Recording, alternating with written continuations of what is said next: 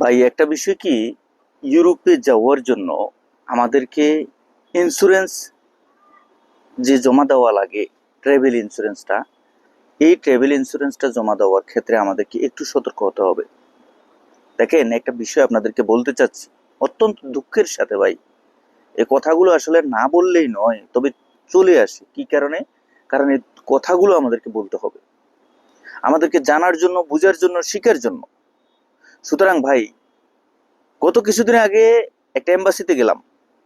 এম্বাসির নাম নাই বললাম, কোন দেশের এম্বাসি, একটা এম্বাসিতে গেলাম। সেখানে গিয়ে দেখলাম যে অনেকজন ফাইল জমা দিচ্ছে এবং তাদের ভিতরে অনেকেই রিজেক্ট হচ্ছে। কি কারণে রিজেক্ট হচ্ছে? তাদের ইন্স্যুরেন্স সঠিক নেই। একবারে উল্লেখ করে দিচ্ছে ইন্স্যুরেন্স এটা ইউরোপের জন্য প্রযোজ্য না। এখন জিজ্ঞাসা করলাম যে ভাই, আপনি কত টাকার ইন্স্যুরেন্স করলেন? বললো যে ভাই, আমি 20 রিঙ্গিত দিয়ে একটা ইন্স্যুরেন্স নিছি। আরে ভাই, 20 রিঙ্গিতের ইন্স্যুরেন্স ইউরোপের জন্য, দেশের জন্য, ইউরোপের দেশের জন্য আপনি 20 রিঙ্গিতের ইন্স্যুরেন্স নিলেন 20 টাকা দিয়ে, মানে মালয়েশিয়ার 20 রিঙ্গিত দিয়ে?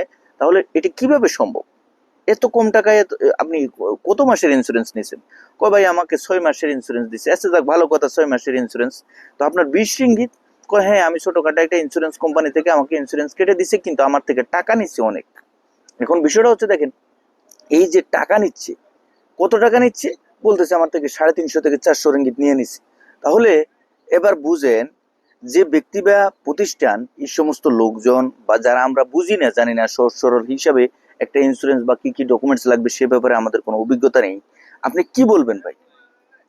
আপনি কি বলবেন এই ইন্স্যুরেন্সের বিষয়ে, যে এই ব্যক্তি জানেও না আসলে কত টাকার ইন্স্যুরেন্স দেওয়ার প্রয়োজন পড়ে, কত টাকার ইন্স্যুরেন্স দিলে আমার ভিসাটা হবে, এবং কোন কোম্পানি থেকে ইন্স্যুরেন্সটা নিলে আমার জন্য ভিসা উপযুক্ত হবে। সুতরাং ভাই, ইন্স্যুরেন্স সম্পর্কে আপনাদের বিস্তারিত অভিজ্ঞতা নিয়ে যে ব্যক্তি বা প্রতিষ্ঠান বা যে এজেন্সির মাধ্যমে আপনারা আবেদন করতে চাচ্ছেন না কেন, কোনো সমস্যা নেই, করেন।